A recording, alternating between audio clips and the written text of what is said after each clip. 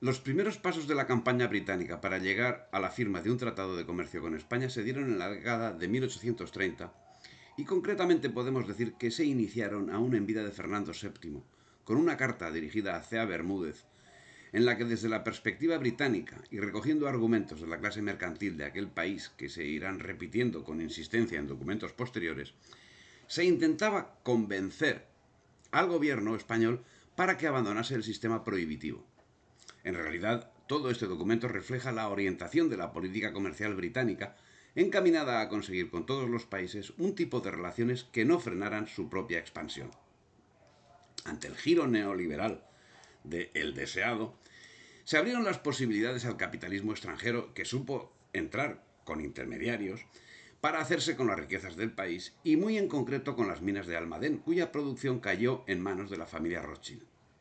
No obstante, algunos sectores se vieron favorecidos con el Tratado de Libre Comercio, merced a que se les reservó una especial protección. La consolidación del sector textil catalán está en relación directa con el proteccionismo del mercado interior español. Es la política proteccionista la que permitió consolidar y arraigar en estas regiones una actividad industrial de tipo moderno en la que todo el país, no solo estas regiones, tuvieran que ver con ese tema. La mecanización y los cambios estructurales que conoció la industria textil catalana entre 1833 y 1860 mejoraron la capacidad productiva y su competitividad, lo que se tradujo en un descenso de los costos y precios por unidad. La producción de la industria textil algodonera del trienio 1834-1836 al de 1876-78 se había multiplicado casi por 11. Para el trienio de 1888-90 por 15, según los datos de las importaciones de algodón en rama. Cataluña, a través del puerto de Barcelona, iba a recibir el 85% del algodón en rama importado en el quinquenio de 1861 al 65 y el 94% en el de 91 al 95. Por definir están las ventajas que aportó a España el Tratado de Libre Comercio. Algo más podrá decir la familia Rothschild y en conjunto el capitalismo británico, y es que el Tesoro, mientras tanto, volvía a estar sin un real a final de 1833, con un déficit de 200 millones y unas necesidades previstas a corto plazo cercanas a los 400 millones que no podría cubrir el Banco de San Fernando, porque hacía meses que bordeaba el límite legal para sus adelantos al Tesoro. De haber pasado a tener España había pasado de tener una autosuficiencia económica a estar endeudada. En cualquiera de los casos, esto es ridículo con el endeudamiento que tiene hoy España. Otros aspectos, como la construcción de carreteras y caminos con sentido moderno, no se iniciaría hasta 1840, tras la finalización de la Primera Guerra Carlista. El impulso más importante se produjo a partir de 1851 con la Ley General de Carreteras, en la que se establecía un modelo que en líneas generales es el que se ha mantenido hasta nuestros días. La red se clasificaba en carreteras nacionales de titularidad estatal, carreteras provinciales que dependen de la Diputación y carreteras locales que dependen de los ayuntamientos.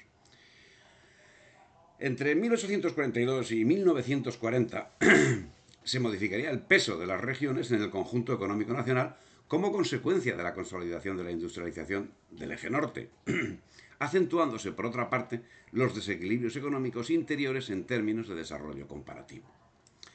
La separación de la España americana comportó también una serie de problemas, también económicos, en unos momentos en los que se hacía más necesario el apoyo financiero.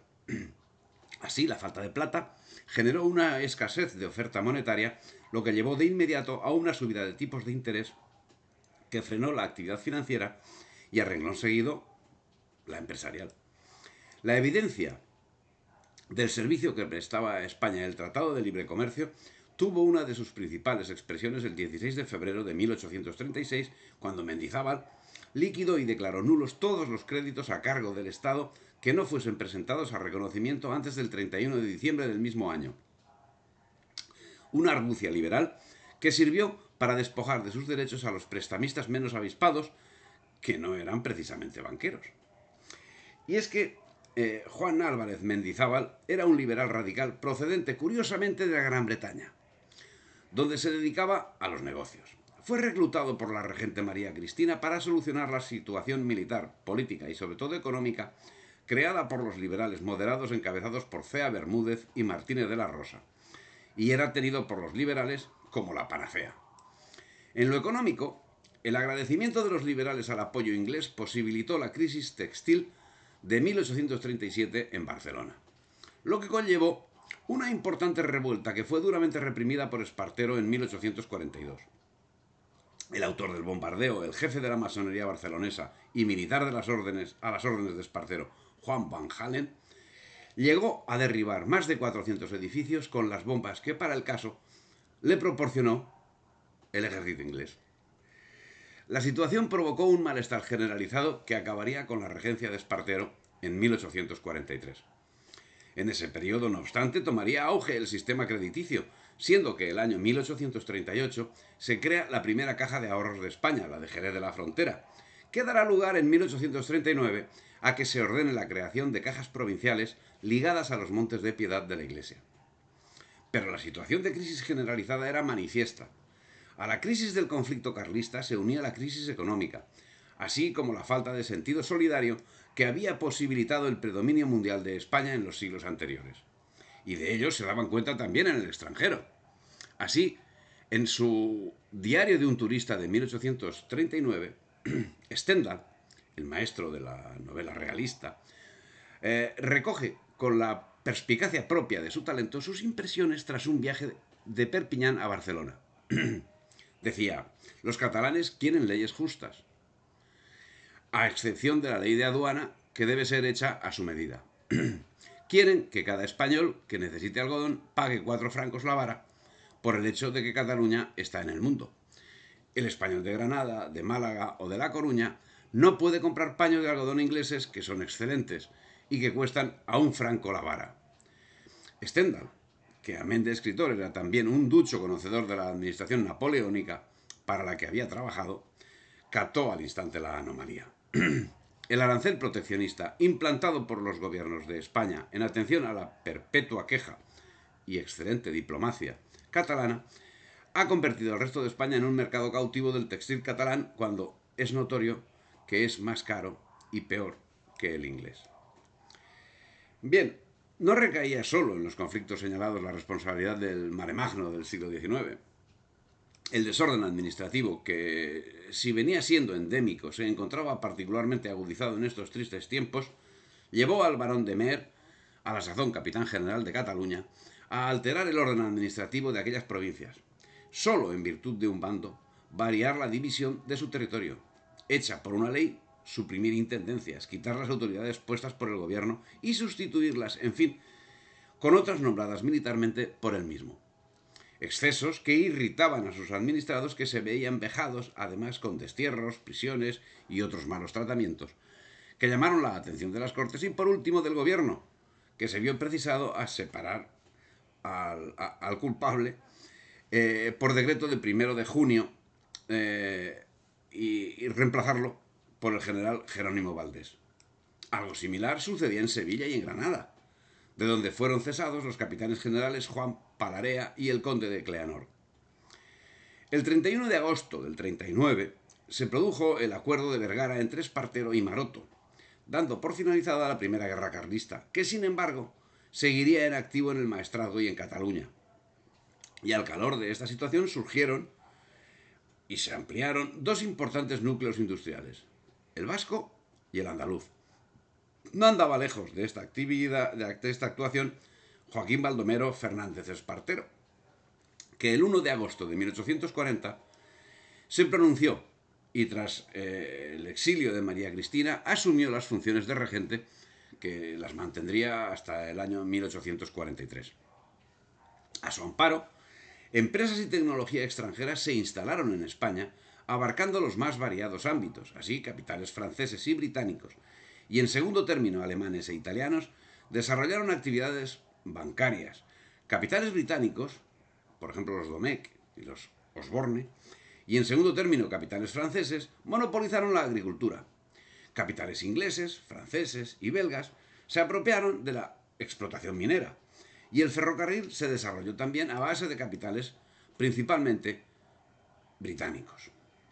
Y su ámbito, bien, a mediados del siglo XIX la posible industrialización española giraba en torno a dos ejes: la cuenca mediterránea y el eje norte, que es el que terminará consolidándose durante un siglo, de 1840 a 1940.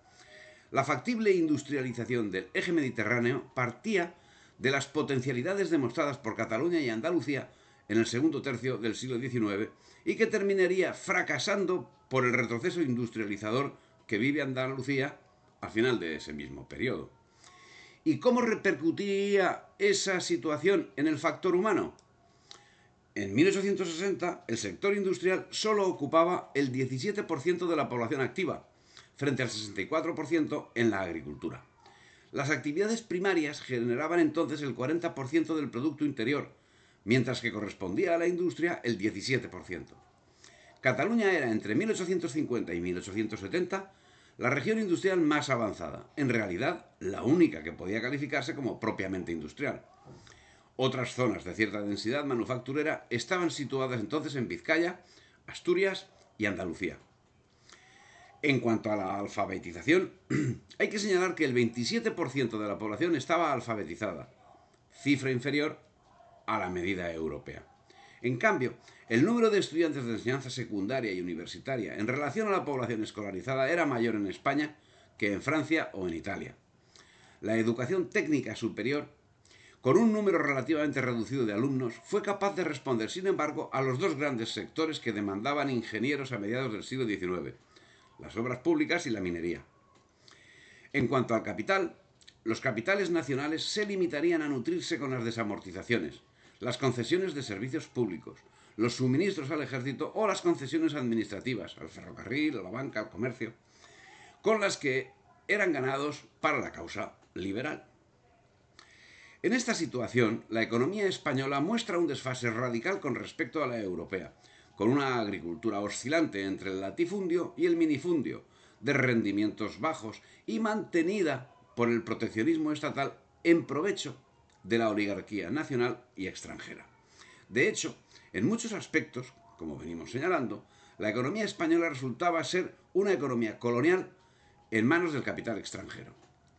Estas actuaciones, cobijadas bajo el paraguas del todopoderoso liberecambismo, se aplicaban siguiendo las ideas de Juan Álvarez Mendizábal, que a su vez seguía las instrucciones recibidas a través de la embajada británica, lo que ocasionó que Espartero fuese acusado de haberse vendido a los ingleses. Pero, como viene siendo habitual en este siglo XIX, que ya lleva durando 222 años, las críticas eran rechazadas y sus autores condenados al ostracismo, acusados de serviles, ultras y semejantes adjetivos. La única solución era la guerra. Pero ahí también llegaban los largos dedos del liberalismo. Espartero sería apartado de la regencia en 1843 cuando un movimiento militar compuesto exclusivamente de liberales, los partidos progresista y moderado, encabezados por los generales Ramón María Narváez, Francisco Serrano y Leopoldo O'Donnell, llevaron a cambio un pronunciamiento que obligó a Espartero a marchar al exilio y declaró la mayoría de edad de Isabel II, que en ese momento contaba 13 años. Con este acto dio comienzo la década moderada, que vio el inicio de la revolución de las comunicaciones en España.